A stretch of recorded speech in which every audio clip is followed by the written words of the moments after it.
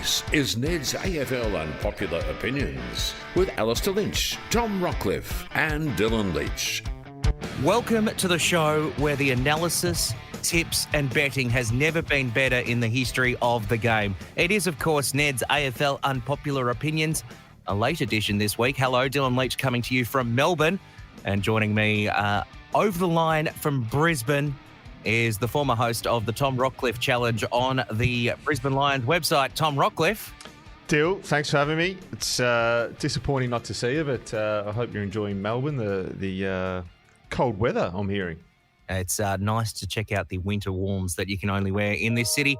And also joining me is one-time host of the AFL of Bounce alumni. So we're going through your media career here, Alastair Lynch. Hello, Lynchy. Dylan, Rocky, good to see you all. Yes, a big week. Did you ever do one of those challenges on Bounce? No, they were the funniest things of all time. So I used to go along and watch Spud Club Gazy, and that was humorous. There was one, we were down in Caulfield and we were kicking the ball up to do a one-on-one contest, get Gazy to mark it, and Spud to come over the top and give him old school, make him earn it. Oh, fair dinkum. He would have got 4 weeks a couple of times. He just clubbed him. They were hilarious. That was genuinely the best television, especially when Bud and Chief used to take on each other. And what about you, Tom? What was the old Tom Rockliff challenge you used to do on the Lions website? I reckon it was ahead of its time. It was pre-TikTok. If TikTok was around, you would be an influencer megastar now. Yes, I think that was part of ASA payments to do a bit of extra. Yeah.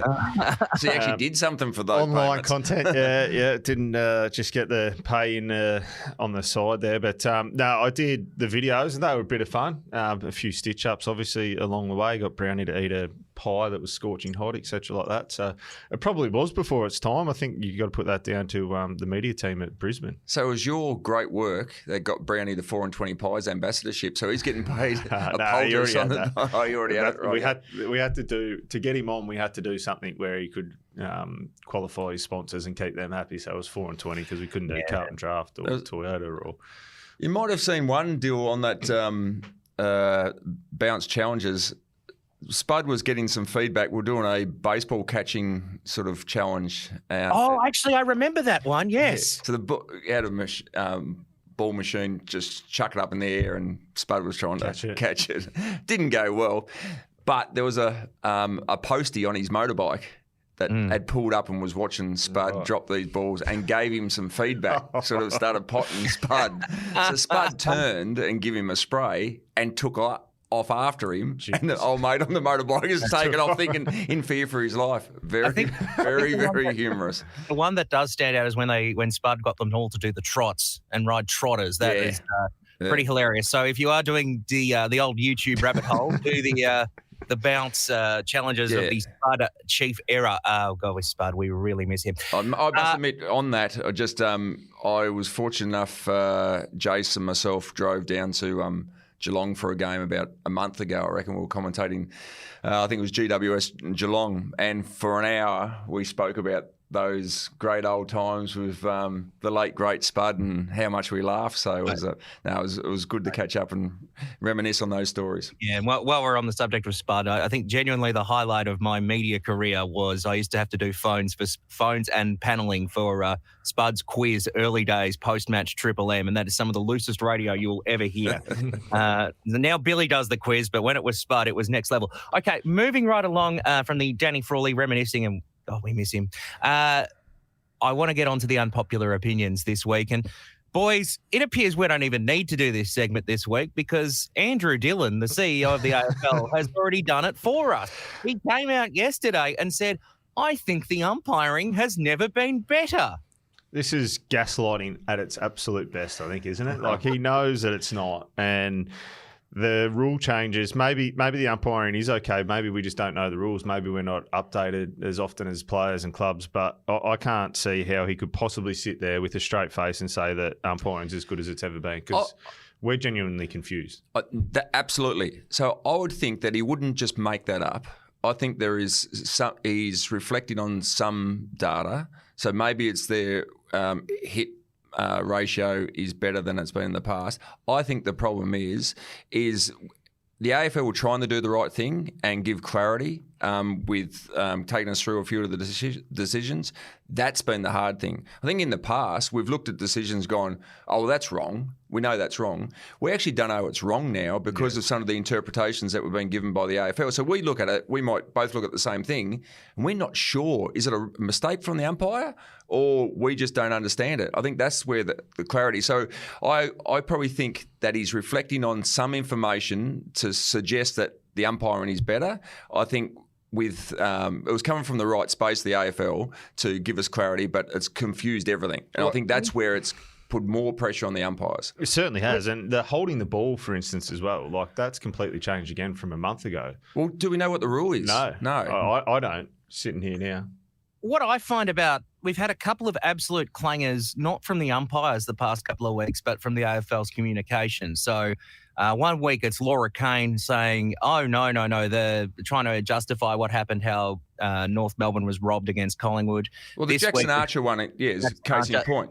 Yep. So how I feel from a communications perspective, and even just thinking like a corporate perspective, is we've got an AFL where it's full of marketing people and lawyers in control of the game. And so they're all about trying to control the message, trying to control the narrative, trying to add a spin to everything. And they're taking the constituents, the fans, for absolute fools. And it's frustrating the hell out of more people than ever. And what I also find is when they do this sort of stuff, I think that actually impacts umpiring as much as fans abusing them or players abusing them on the ground, because more people get frustrated and talk about the umpire's mistakes than what the umpires are actually doing and what a hard job they actually have, because it's the spin that frustrates everyone. And it's just saying you're wrong, or yes, there is some issues. Like it wouldn't have been hard for Andrew Dillion to say, we've got a 4-umpire system. We've got some grey areas of rules. There is some teething problems with certain aspects. Bear with us. I think the football community and the fans would be a bit more tolerant if they heard that, rather than, oh, I think it's never been better than ever before. I think that's pathetic. I feel like, it's the AFL that are probably hanging the umpires out to dry on the basis that they tinker with these rules and interpretations throughout the season. They would be coached and schooled throughout the summer on how to umpire a certain style. And as a player, you're coached to do the same. So you play a certain style.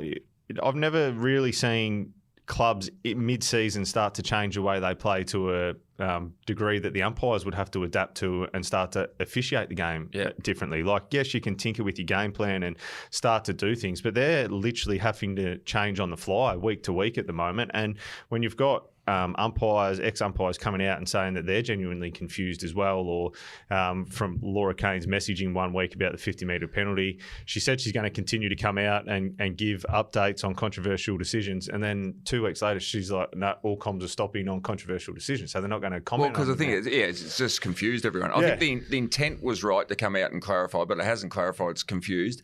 In turn, it's put more pressure on the umpires. And as much as we say that it's an interpretation change, not a rule change, it's a rule change. Yeah, I mean, it is. It is. They're rule changes because it's vastly different. So we're putting more pressure on the umpires, and I think the AFL's got to be clear. I agree with what Dylan was saying. It's okay to say we're in a transitional period, we're making mistakes, but to be clear, this is how it's supposed to be interpreted. So at least we can go, well, that was a right decision, that was a wrong decision, so we know it. I think everyone, as much as we can be critical of umpires, or fans can be critical of umpires at the game, I think we know it's a tough gig. And I think if we get clarity around the rules, we accept there's going to be some mistakes. There were some howlers on the weekend. Oh, the absolute howlers that we not only knew that were wrong, but there was other ones where we don't know. Are they wrong? We're not sure how they're supposed to be judged. I genuinely feel, from the perspective of the fan and the punters in the grandstand, I don't think people are angry at the umpires. People are angry at the league for what they are making the umpires do, and that's why we are having these ticky touchwood.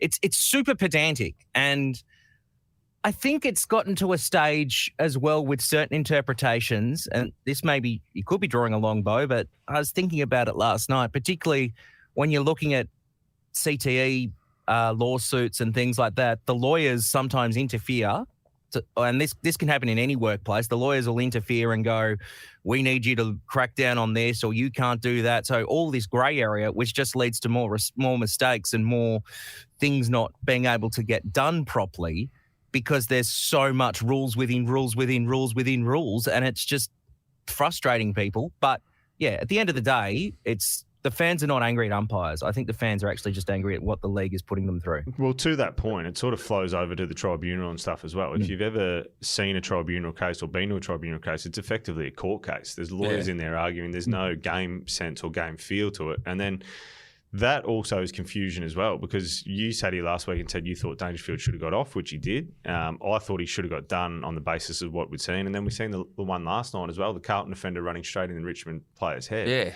And he pauses, but he gets off. But that is the prime example of what we're trying to protect. Like, he hits him the wrong way. He's potentially spinal damage. So he got off. He got off last night. Oh, so this is Wednesday morning recording. I didn't see last night. Yeah, okay. So, like, there's just confusion everywhere in the game. And I think the AFL, they need to have a look in the mirror and just say, we need to clarify and clean this up. And then it flows on to as well the draft situation as well that we're starting to see now, where they come out and say that we're going to alter the father-sons and future picks. And then there's a bit of a backtrack, and then we're not really clear when it's going to come in. It's just... From AFL House, I think our unpopular opinion this week is that the AFL House need to look in the mirror and sort the game out to a degree, because there's a lot of frustration starting to bubble away from everyone involved. All right, you come back to clarity and use that as a precursor to everything you do and talk about. That's what we need. We need clarity around rules, interpretations, tribunals. We know there's a lot of grey, but we need to clarify things. It's too confusing at the moment. Does footy need something like a summit? Like, at the end of the season, do you get coach representatives, player reps, clubs, everyone in a room, umpires, everyone in the room with the AFL, go over the laws of the game? This is what we want to achieve. This is what we want to get. Do we need a bit of a wanky talk fest because we might actually get a good outcome from it? You'd imagine that goes on. There's so much confusion.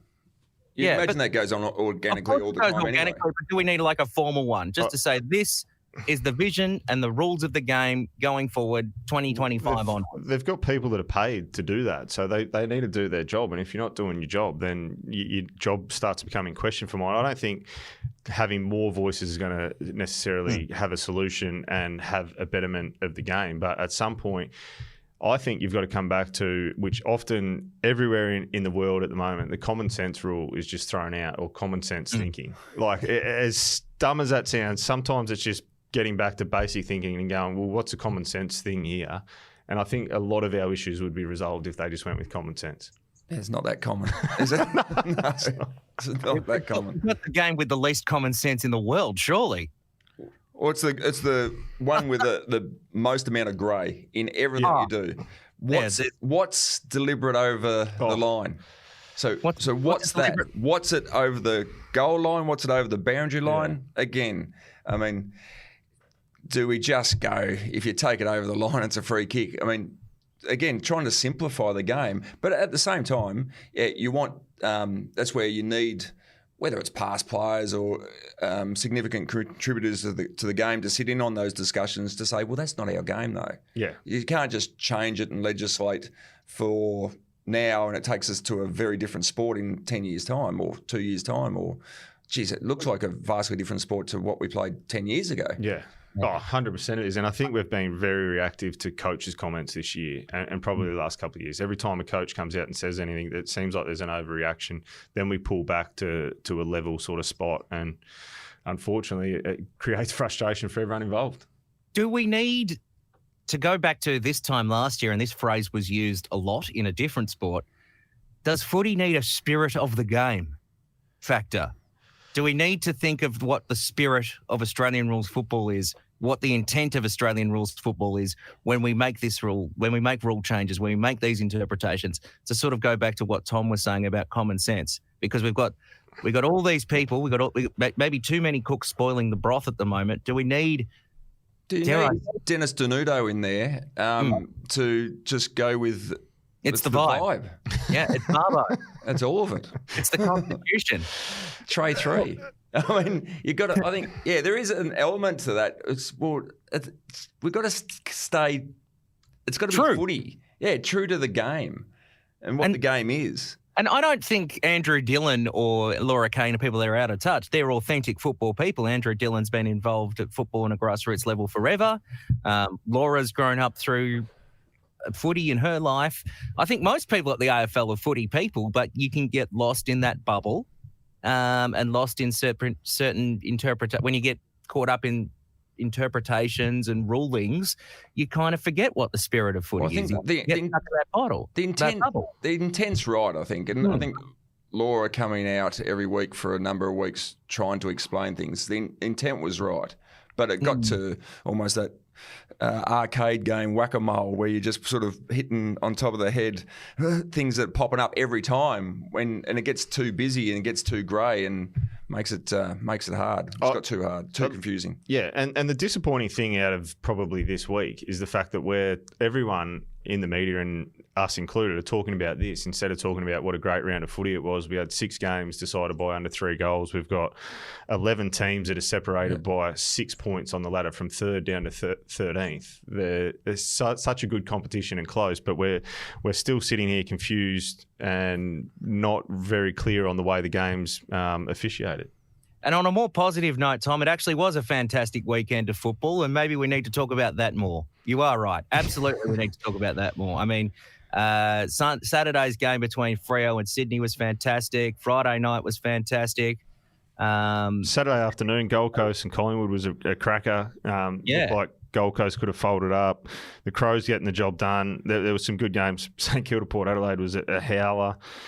Was that Gold Coast's best win? I think so, yeah. I think it was. Reigning premiers probably should have been further in front, found themselves behind. Dacos was doing his thing. He thought, here they go. And they found a way to get back. So I thought it was a fantastic win.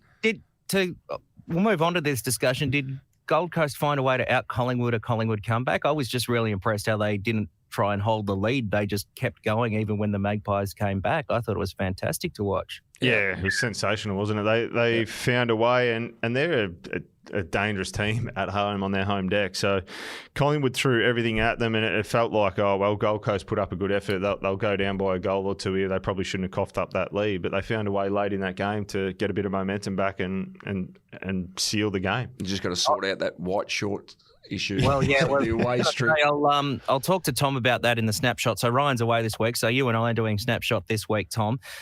Gold Coast played North Melbourne at Marvel Stadium. So I reckon it might be all in their heads this week, the away game factor. So it could be very interesting to see how they go. Do we have anything else to take out from the weekend? It is a late edition, so it could be something during the week as well. Lynch, is there anything you want to take out? But again, shout out to Andrew Dillion for cutting our lunch. I'll go back to I want to talk about Friday night. Brisbane take on Melbourne. I say it regularly that the best pressure in footy, you can come up with any stat you want in the game, is goal kicking and scoreboard pressure. Scoreboard pressure is still the best pressure in AFL footy, no matter what you do. And if teams are accurate in front of goal, it goes a long way to winning the game. Brisbane 11-20 and Melbourne 11-15. I think if we can sort out our goal kicking issues, any team in the competition, it goes a long way to them winning the game of footy. You don't have to have 60 inside 50s. If you go in 50 times and you get a return of 15 goals for, you probably win the game of footy. So I think goal kicking still needs a lot of work. I don't know how to fix it. Fatigue's obviously a big issue, putting people out there under the pressure of going back and executing. But again, the best pressure in footy is scoreboard pressure. That was a slaughter fest in the second half, basically. I mean, you just Melbourne doing everything they could, but just couldn't score, and no goals and 6 behind. What was it? 4 behinds in the last quarter. Just get one over the line, they would have been home. But yeah, absolutely right, and it's been a Brisbane issue. Although they've tidied it up over the last couple of months, but they've gone back to their old ways, which has been an issue for a couple of years, realistically. So I think that's a very good point. I was thinking there's a lot of talk about Max King getting traded from the St Kilda Football Club. I think they'd be mad, absolutely crazy to have an asset like that, who's obviously out of form. He's not playing good football at the moment, but to have, I don't know, what is he, 6'6", 6'7", 6'8" athlete like that, there's no way you can trade or allow to lose one of those players. That's sort of good. He's that sort of good forward. I think he's got some issues with. He's almost playing, I feel, and you see occasionally a couple of players around the league. He's playing like under 18 forward footy. So he is a very tall, athletic forward. So in the under 18s as a tall forward, and we've seen it throughout the generations when a high draft pick plays under 18 footy, he's usually a lot bigger than everyone else. So he just runs at the ball and catches the ball. Easy. Max King's just trying to do that. The football craft, which is the modern term, it's about to push off your opponent to create space so that then you can use your athletic ability to extend that space, is not there with him at the moment. We saw, I think, Ben King, his brother, who's playing much better football. That's traditionally where he's come from as well, something he's worked on extremely well. So, like, if you are playing, it doesn't matter how athletic you are, you're playing on a guy that is close to being as athletic, and they're smart footballers. If, Max would play on someone that's in contention for All-Australian key position defensive spot every week. So he's got to do some extra things. He can't just have a track meet where they say, go, we'll beat you to the ball, because it's not going to happen at this level. So he's got to be able to learn how to bend his leads, push off his opponent to create extra space or protect the drop zone so he can mark the ball. So he's out of form at the moment, but you can see where there's enormous upside for him, and they'd be absolutely crazy to get rid of him. Yeah, no, I agree with that. I think his brother was doing a little bit of the same at the start of the year. Just kick it in long, I'll do the rest, where as a key forward, you look at Pavlich, Brown, Rewalt, these guys, they did it with work rate, so they broke their opponent. You can't just stand inside 50 and wait. And he's probably also a byproduct of what happens up the field with St Kilda. That we know their ball movement. They're not a massive aggressive team. They're kicking sort of 50-odd points a game.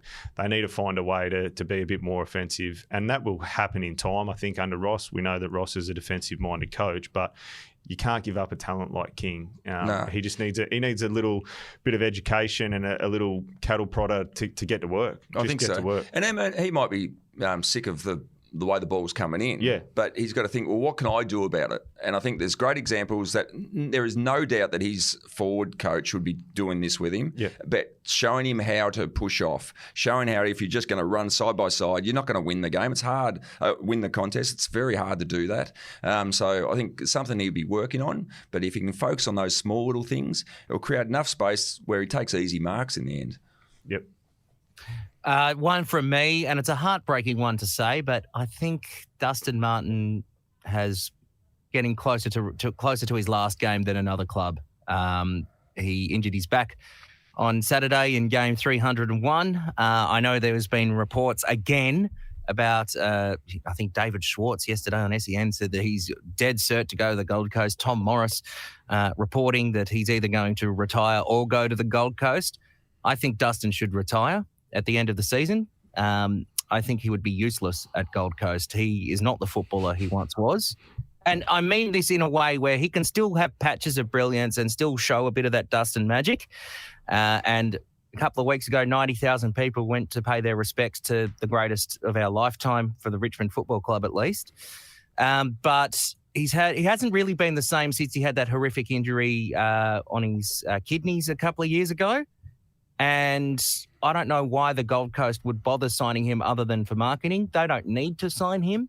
We saw that on Saturday that they are more than a capable team, and Dustin Martin in a Gold Coast jumper would look the same as Doug Hawkins in a Fitzroy jumper, and it would just be a footnote in his career. He ain't playing in another premiership.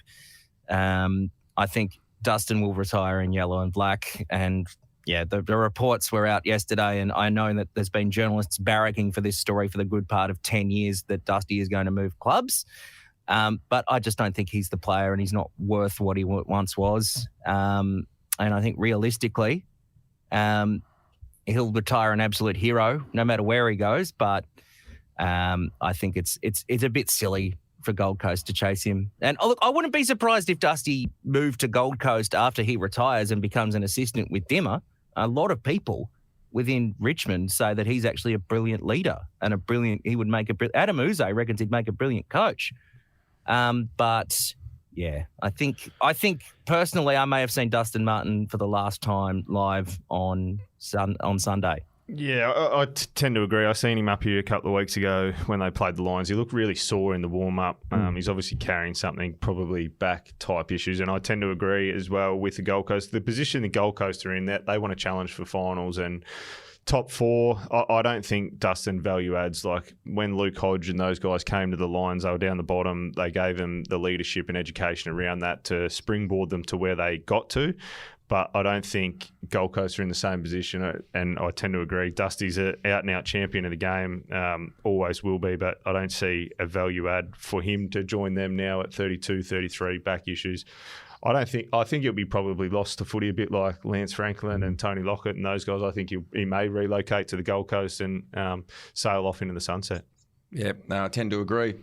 How long until we start getting scanning machines at AFL grounds?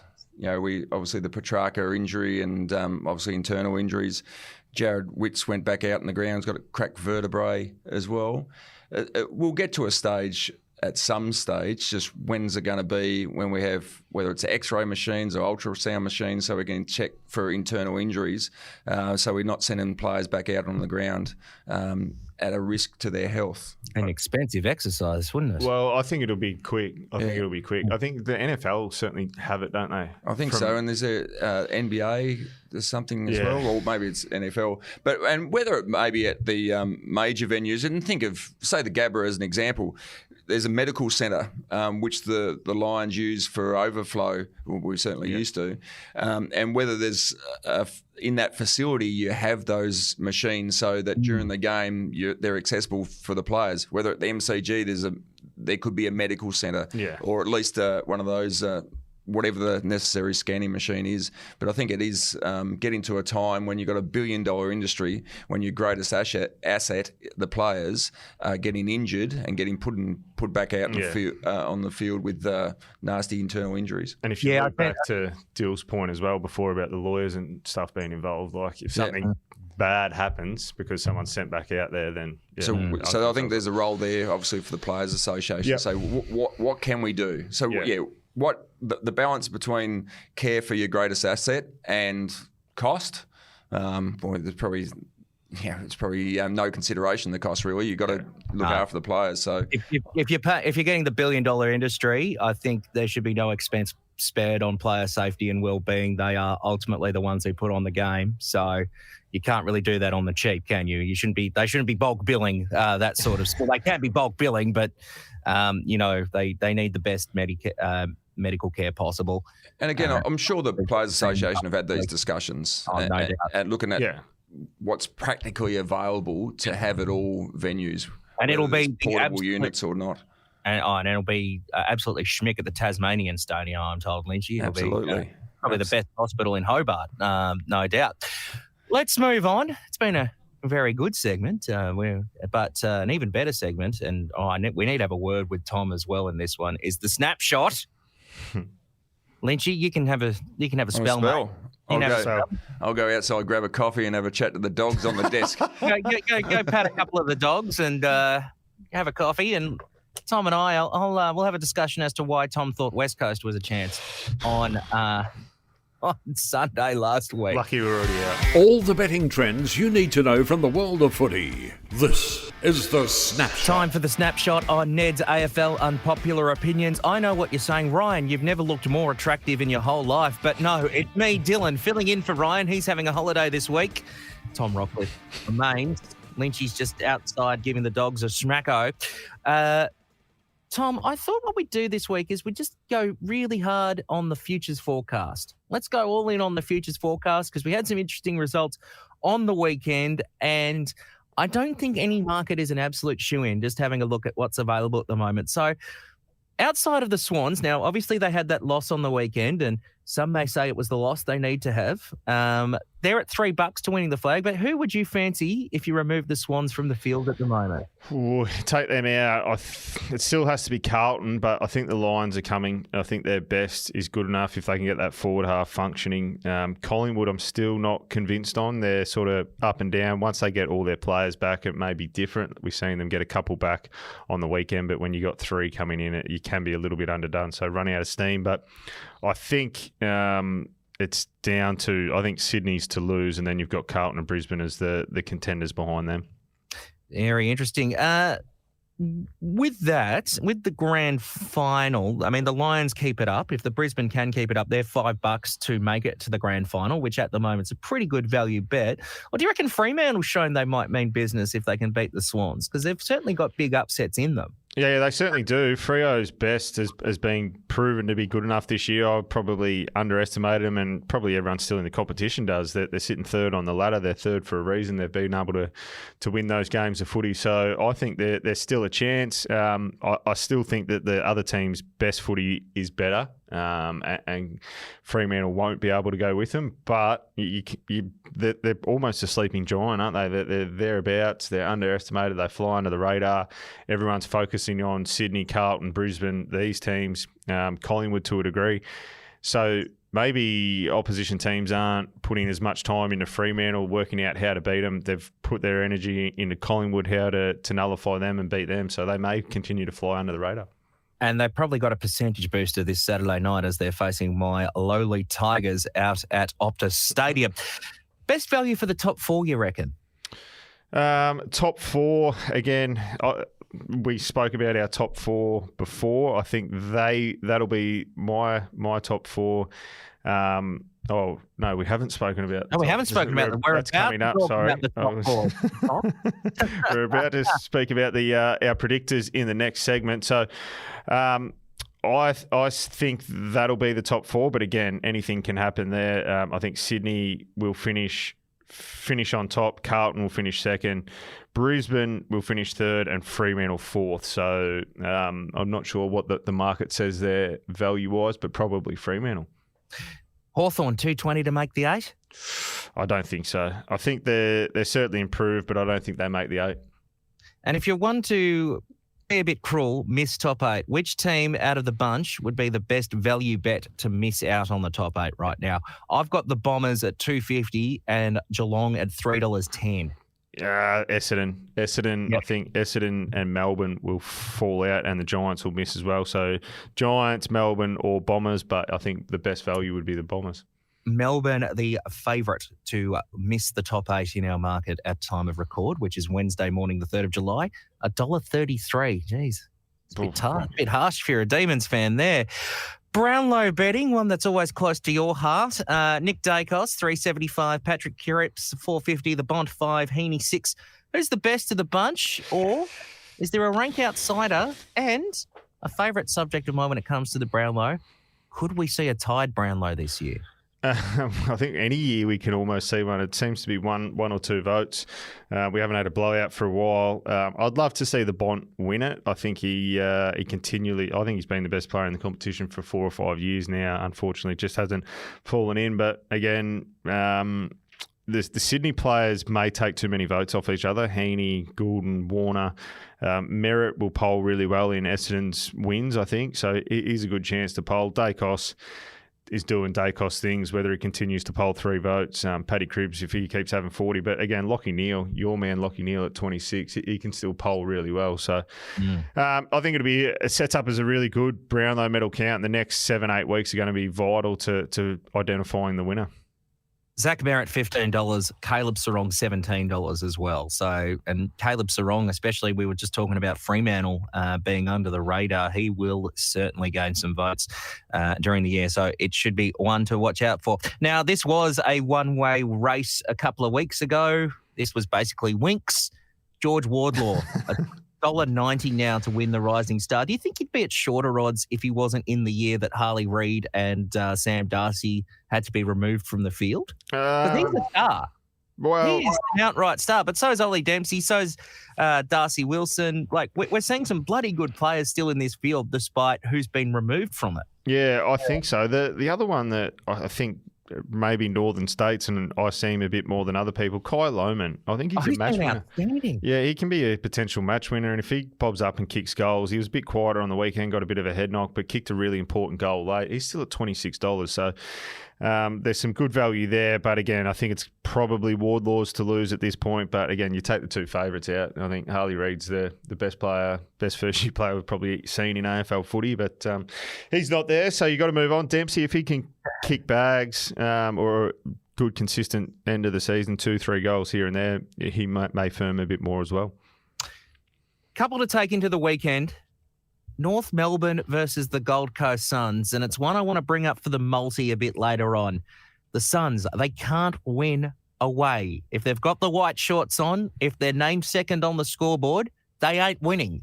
They travel to Melbourne on the weekend to face North at Marvel Stadium. North have been all right since the bye. Every time you play North, they have a crack. North might fancy themselves. North are at $3. The Suns are a favourite. Yeah, I think that. I think North are an outstanding bet here. I think they're a chance. Yeah. I think Gold Coast, they just need to win this if they want to play finals. I'd still be leaning towards them. I think their best is good enough. North Melbourne been up for a couple of weeks, haven't been able to get the results. So how do they come out? I think they'll be up and about and ready for the contest. But I think the Suns will get them, as we know for well that North were able to beat them last year and potentially cost themselves Harley Reid. So I think Gold Coast will be fired up after being beaten late last year against them. Do these sort of things get in teams' heads when a certain trend happens? So if you're a Gold Coast player heading into Melbourne or the Gold Coast squad, it's in your head that we only win at home. How can we win away? Like, surely there is a focus on that down at Carrara this week. Yeah, there certainly would be. We've seen it with the Crows last year as well. They won all their games at home or very close to and coughed up on the road pretty much all season and cost them finals in the end. But there's no doubt there'd be an emphasis on that for the Suns, particularly their leadership group and coaching team. They'd be focused on what are we doing on the road? Why is this not working? What can we do differently? So they would have put a focus and energy into it. Whether that alters their preparation or anything like that, they may believe they're doing everything right and just being unlucky on the road. So there'll be an emphasis on it for them. Hopefully not too much. All they've got to do is go out there and play their best footy like we've seen them do against Collingwood on the weekend. They shouldn't have too many issues getting over North Melbourne. North Melbourne owe their fans a win in Victoria, by the way. Their wins have been rare, but they've all been on the road over the past couple of years. Couple of more before the weekend. Geelong and GWS. Now, they're not playing against each other, but if they lose their respective home games on the weekend, can we put them in the pretenders category? Yeah, I think we can. I think said last week. GWS are playing Carlton. Yeah, well, Giants, again, they needed to beat the Crows on the weekend over there. So I think if Geelong, it's more Geelong. If Geelong lose, they're genuine pretenders against Hawthorn at home. I think they'll get the job done. But the Giants, you've probably been a bit more less critical of if they get done against Carlton. Carlton's forming into a really, really good team, and the Giants, they just look off the boil compared to last year. They probably overachieved a little bit last year, and we felt like their momentum was going to continue on. Their players' output hasn't quite been as good this season as what it was last year, so I wouldn't be too disheartened if the Giants lost, but it'll make it very, very tough for them to make the 8 if they cough this one up. And last but not least, Tom, Port Adelaide and the Western Bulldogs on Saturday afternoon. Can I trust Port Adelaide in this one? No. The simple answer is no. Moving right along there. Not the way they're playing at the moment. Like, they had to go over there and win convincingly against St Kilda. They fell in. Had they lost that, if it was 3 points the other way, you'd imagine the pitchforks would certainly be out, but you can't trust them at the moment. They're just not getting it done consistently for 4 quarters, Port Adelaide. So it sets up as a great contest because you can't trust the Western Bulldogs either. They've been better over the last 6 or 7 weeks, but they weren't convincing again on the weekend against North Melbourne. So it depends what Bulldogs turn up and it depends what Port Adelaide turns up. Port Adelaide, $2.02, and the Dogs are the favourites at $1.80 for that one. Okay, the moment is in. It's multi-time. Okay, now, Tom, I wasn't in last week's multi, but I'll recap it for you. Yes. You were out in the first leg, Lions to cover 29.5. The Lions kicked themselves out of the multi. That's not your fault. No. Move on. Any other result? Great. This was a great bet, by the way. Well, was this a Ryan bet? Yeah. Any other result in Suns Collingwood, quarter by quarter leader? Outstanding result. Tick. One that's close to your heart, Port getting the job done against the Saints. They got it done. Ken was happy for you, and he was happy for himself. Yeah, nervous watch that one. You were all Ken in that one. Yes. And last but not least, you backed West Coast to beat Hawthorn. They were terrible. Yeah, I just thought coming out of the bye, Hawthorn long trip. West Coast were okay the week before. They got Harley Reid and Kelly back. I thought, you know what? I'm going to have a bit of faith in them. They're good at home. Well, they've been better at home. Gee, they were disappointing. They were, weren't they? They had that sort of like 4-week purple patch, and then Harley got injured, and it's been back to classic Weagles that we've got to know and love over the past couple of years. But we move on. We have another crack. I'm going to do the first 2 legs of this multi. I'm going to take a conservative approach, but a bit of an inspirational approach too. So I'll go with the first leg for this weekend. I cannot wait for Friday night, Collingwood versus Essendon. I reckon the Pies on the rebound after a close loss. It'll be another close game. So Collingwood 1-39 at $2.15. That is outstanding value. That's the first leg of the multi. And second, you know what? North Melbourne. No. Now, I'm not going to back North head-to-head. No. Don't do but this. But the line at 17.5 is pretty good. And I reckon North can have a crack. I'm going to take North Melbourne at the line. Ooh. We're going to have to put in new rules next week when Ryan comes back that North Melbourne and West Coast just do not go in our multis from now on. What if it gets up? Well, if it wins, still just no confidence whatsoever. Well, if those two do get up, Dill, I'll go Saturday night. I think we spoke about this game. The Giants take on Carlton. I think Paddy Cripps is in great form. We spoke about him being the second favourite in the Brownlow as well. I think he's a lock for 30 plus. Some good value around him. And then focus our attention on Sunday afternoon, the 1 o'clock game or thereabouts, give or take a bit of GST. Well, let's lean towards Bailey Fritsch getting the job done and kicking 3+ goals in that game. I think you'll have a bit of a day out. Yes, and if there's going to be a game for Melbourne to learn to score in 4 quarters and just keep scoring, it's going to be West Coast on a Sunday afternoon at the MCG. There's never been a perfect time to reacquaint yourself with playing 4 solid quarters of football. So let's recap our multi. So the first leg, Pies 1-39, North Melbourne at the line 17.5, Cripper, Patrick Cripps 30+ disposals for the Blues against the Giants, and Bailey Fritsch for the D's 3+ goals against West Coast. Bag that all up. $19.60 if you don't mind. That's available on the Neds app in the AFL featured section. Get around it, Tom. Yeah, I think we're a chance as long as North Melbourne can get the job done. Get within 3 kicks, we're happy. Done. You're listening to Ned's AFL Unpopular Opinions. You are listening indeed to Ned's AFL Unpopular Opinions. Dylan Leach, Tom Rockliff, Alastair Lynch has joined us off the bench. Did you have fun with the dogs out there, Lynchy? Did. Yeah, mutts everywhere. A couple of good boys. Just really cheering up morale here at Ned's HQ. Yep. Now, we have a very interesting time of the year. And it's probably one of the more fun times of the year is, of course, the old AFL Ladder Predictor app, which I reckon is probably arguably the most fun app in football. And you can let your imagination run wild. So I set the boys some homework this week, and I just want to get Lynchy and Tom to come up with their wildest AFL Ladder Predictor predictions. I said, have fun, go crazy. We've got 13 teams vying for 8 spots at the moment. Lynchy, what's your ladder going to look like after round 24? And I want your justifications. Well, I went through game by game to give my tips. Now, I should put the caveat on this as I got 4 out of 9 last week. So did I. I got them all right the week before, but yeah, I got 4 out of 9. So I've gone and I think at the top's pretty easy, I would have thought. I got Sydney, Carlton. So Sydney to not drop another game. Oh, hang on. I've got them to drop another Saturday game. Was the loss Sydney had to have. Now I've got them dropping another game as well. Okay. So Sydney, Carlton. Yep. And then again, probably recency bias and who I support. I've got Brisbane in 3rd position. Ooh. We've got Collingwood in 4th. Fremantle 5th. Bulldogs, Geelong, Essendon hanging on. Okay. So that means GWS 9, Gold Coast 10, Hawthorn, Port Adelaide. Very interesting. Yeah, I've been fairly harsh on Melbourne on sliding. Yeah. So yes. You've got Brisbane at third. How does Brisbane get to third? Well, I must have gone through and must have won the lot. Yeah? Yeah. So Brisbane just go on like a Carlton run like they did last year. Yeah. And they look good too. And the fact that Brisbane was even able to win that game on Friday night is a sign of a good team.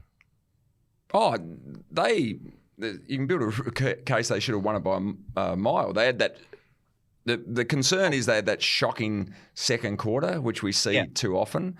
Their defence is an issue. I mean, Melbourne were able to go from one end of the ground to the other in that second quarter. What was it, 7 goals to 2 in the second term? So that is a concern. But I think we all accept that the best of Brisbane is in the top few teams in the competition, and they'll be hard to beat. They might drop a couple of games, but they're going to be around the mark. They win 7 of their last 8. I've got them in third as well. So they've got. So Tom, let's go to Tom's ladder. So you got the Crows, they beat them. West Coast, they beat them. Sydney, I gave them a loss. Suns, they win. St Kilda, they win. Giants, they win. Collingwood, they win. And Essendon, they win. Yeah, in my opinion. Mine is very, very similar to Lynchy. However, I have probably. So you're a poor tipster as well. Yeah, shocking. Shocking. So Sydney Carlton 1-2 finish. Brisbane go to third. Freo I have finishing fourth. I have them beating Essendon late in the year, so that'll knock Essendon out. Yep. So Essendon go from 4th to 11th on my predictor. Collingwood 5, Geelong hold on for 6, Port Adelaide 7, probably a bit of biasy there, and Bulldogs at 8. So it has Giants finish 9th, Melbourne 10, Essendon 11, Suns 12. Seems reasonable. Port Adelaide 7th. Now, I should follow up. You must have been happy for Ken and the boys on Sunday last week. Ken, obviously, incredibly emotional. And, geez, Caroline Wilson was a bit of a spoil sport when she said that, Ken needs to get some perspective. But so if Port finish 7th, what does that mean? What does Port need to do to avoid any form of carnage at the end of the season? Does that mean Ken stays on or what? Yeah, I'm not sure. It'll obviously play out. I think if they finish 7th and they lose their first final, that they're still going to come for him. Big weekend this weekend. Well, the next 2 are big in Port Adelaide's season. Western Bulldogs, who we know have sort of started to bounce back. Port Adelaide starting outsiders in that game. Then Gold Coast up here. So if they cough up 1, potentially 2 of them, it's season over. But I have them, I think, winning against the Dogs this weekend. And then, I'm not sure about the Suns. And then they got Richmond after that. So they got a tough draw after that, though. Carlton, Sydney, Melbourne, Crows and Freo over there, so they could easily miss as well. Probably put my Port hat on a little bit to get them over the line, but it sets up as a great finish. As I said before, the ladder at the moment is even as it's probably ever been. You've got Fremantle in third on 38 points, down to Hawthorn in 13th on 32 points. So sets up as a ripping finish. Have you seen that emotion from Kenny before behind closed doors at the club?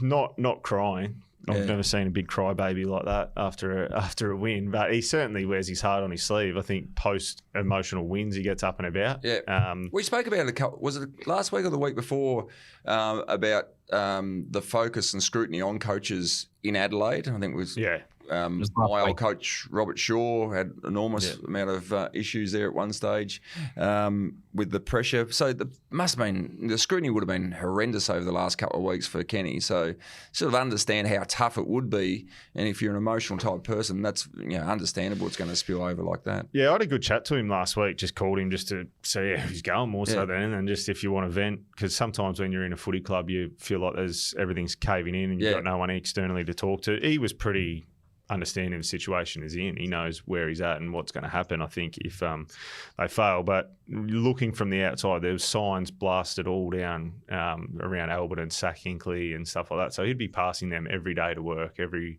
time he goes in, every time he goes out. And it'd be full on. How'd he sound? I mean, I imagine he'd appreciate the call. He was pretty good. He was very. He was sort of just himself. He knows the position that he's in. He knows that potentially will lose his job at some point. whether it be this year, next year, or in coming weeks. So he knows that the pressure's on. All he's got to do is focus on what he can, and I think he's done that really well throughout his whole coaching career. I just said to him, no matter what anyone says, you've got to look back and be proud of what he's achieved at that club. Absolutely. What is it, 11 years? Or 12, I think. 12, yeah. So no premierships or no grand finals, which is everyone's going to focus on. But he took over a club that was on its knees, no one at games, turned them around, went at 60%, took them to 3 prelims.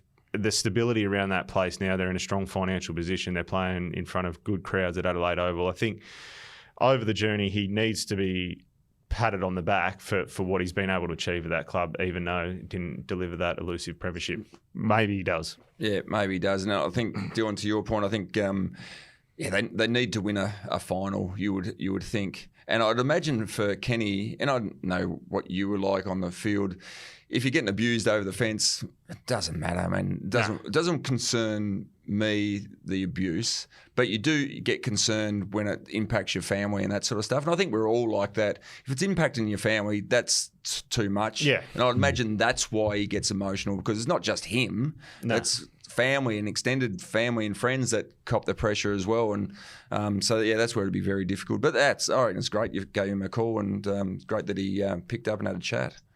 Yeah. Absolutely. To go back to our finals discussion, this what did year you come up with? I'll do that, and I'll do mine next week, boys. Richmond in. Richmond win the flag. Yeah. Dusty Norm Smith. Tied him at the start of the show. There's a lot of 200 point. There's a big streak of 200-point wins Richmond's about to get into. No, and a lot of stitches on his duffel coat because he cut it up 8 weeks ago at the Gabba. That's it. No, it's just the dry cleaners, boys. It's 30. This year actually marks 30 years of the final 8. So we've had a top 8 for 30 years. Do we have a perfect system for finals, or is there room for change? Oh, I like the final system, the way it's set up. The final 8, I think it's really good. The top 4, you get the double chance, you get to play at home.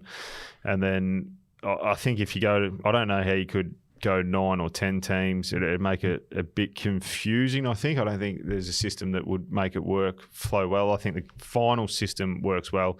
The only thing that we've spoken about, Lynch is pretty strong on it, is changing that finals bye.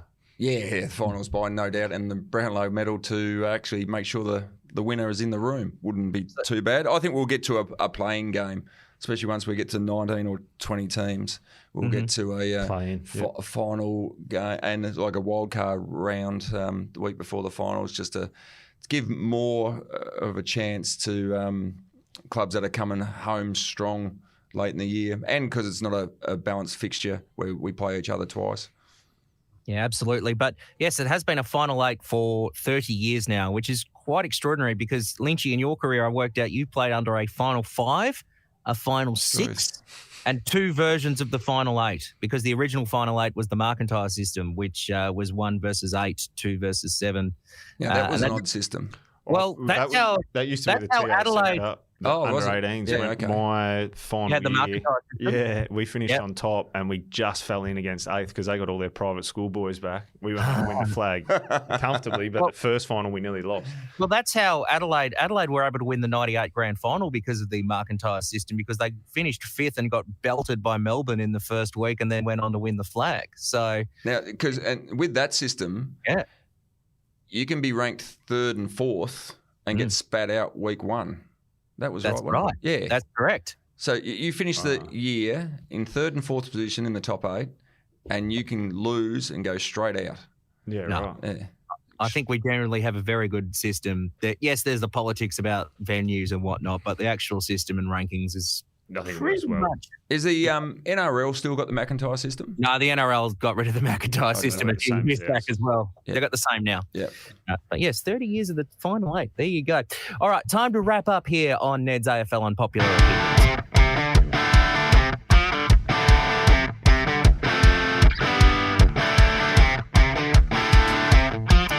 Time to wrap up here on Ned's AFL Unpopular Opinions.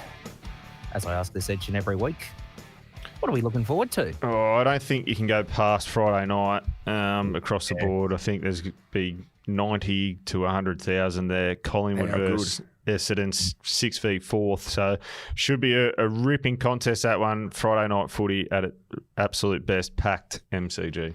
That'd be a great game to go and watch, wouldn't it? Just the atmosphere. Should be put on TV in black and white. just the old days. Two of the old school superpowers. I'm looking forward to Rocky's mob, Port Adelaide taking on the Western Bulldogs. Massive game for both teams. You know, if they have these ambitions of playing finals, you think you've got to grab this one. Or Port certainly do have to grab it. And so, that'll be a very good one. 1:45 Saturday afternoon at Adelaide Oval. Very good. I am intrigued by the Geelong and Hawthorn clash at GMHBA Stadium at Saturday twilight. So Hawthorn did play there in 2020, but that I don't know if that really counts, but there was no crowd. But this is the first proper Hawthorn-Geelong hit out at the ground since 2006. Hawthorn, they are still looking pretty damn good. And Geelong, well, yes, they had that win last week, but they can be beaten at home. It's been proven a couple of times this year. I would be intrigued to see what happens here in this one. Port Adelaide and GWS have rolled them from there. And Richmond pushed them as well. Yeah. No, I agree with you, Dill. Hawthorn just... they look outstanding. A great young developing team. And it's a proper rivalry, the Cats and Hawks. So the Hawks fans would be licking their lips about the prospect of beating Geelong at a stadium that their taxpayer dollars have been funding for the 20 years they haven't been able to attend there. So it's a very different place since the last time Hawthorn played a game in front of a crowd there, I should say. The Hawks fans will be jumping on YouTube just to watch the replay of the 89 grand final. How they... got over the mighty Cats that year. Yeah. Well, actually, if you want to go even better that year, the Hawthorn-Geelong game that they played earlier in the year at Princes Park, you should have a look at the scoreline of it. It is one of the most ridiculous games of football. I've only ever watched a replay of it, but it is the most attacking game of football possibly ever played. I'll just get the score, actually, now that I'm on this tangent. While you're having a look in that and padding, I'll reveal our multi. Bring the multi up there, Rocky. It's a good one this week. For me, that went out and saw the pets out on the desks. Reveal. How'd you go last week? 2, I think. We were out Friday night. So was it you? Did you fall over? Ryan. Ryan had under the bus. He had Brisbane at the line from memory. Brisbane at the line, which didn't cover, and I took West Coast to beat head-to-head, and I had Port Adelaide head-to-head, so I was very nervous on Sunday. But this week, we're going to bounce back. Collingwood to win by 1-39 into North Melbourne at the line, believe it or not. Dylan against the Gold Coast Suns, plus 17.5. So you're not happy with that? Well, North, I've learned my lesson. North Melbourne, West Coast do not belong in multis, ever. No. Ever. But... Suns have got the white shorts on. Yeah, got the white shorts. Suns. And North did beat them in Hobart last year. No, and they regret that ever since. They won't make that mistake again. Paddy Cripps to have 30+. He's been in outstanding form against the Giants. I think he'll get that done. And Bailey Fritsch to kick 3+ against the West Coast Eagles. I think he'll feast on them. So multi them all up, $19.60. You can find that on the Neds, I don't know, punters group or something. You can find it in the AFL section on the Neds app. What's the job or not, mate? That's what you're hosting. Deal. To go back to the Hawthorn-Geelong game in 89, look this up, round 6, 1989, Hawthorn 26-15, 171, defeated Geelong at 25-13, 163 in a match. Jeez. Hawthorn came back from 51 points down at halftime. And midfielders, in the old days, 30 was a lot. Everyone would have had 30 touches, would have shaken hands at the start of the day and see you in 2 hours. Mark Burstow had 35 touches. Gavin Exel had 9 goals for Geelong. Gary Ayres, 30 disposals for the Hawks. And John Platten, 28. There you go. Big day. Absolutely no defence at all. No. This has been Ned's AFL Unpopular Opinions for another week. A late edition this week. Back to Tuesdays next week. Thank you, Tom. Thanks, Dill. Thanks, Lynchy. Thanks, Dylan. Rocky, have a great week. And we'll catch you next week. Thanks for listening to Ned's AFL Unpopular Opinions. Enjoyed the podcasts? Remember to like and subscribe wherever you get your podcasts.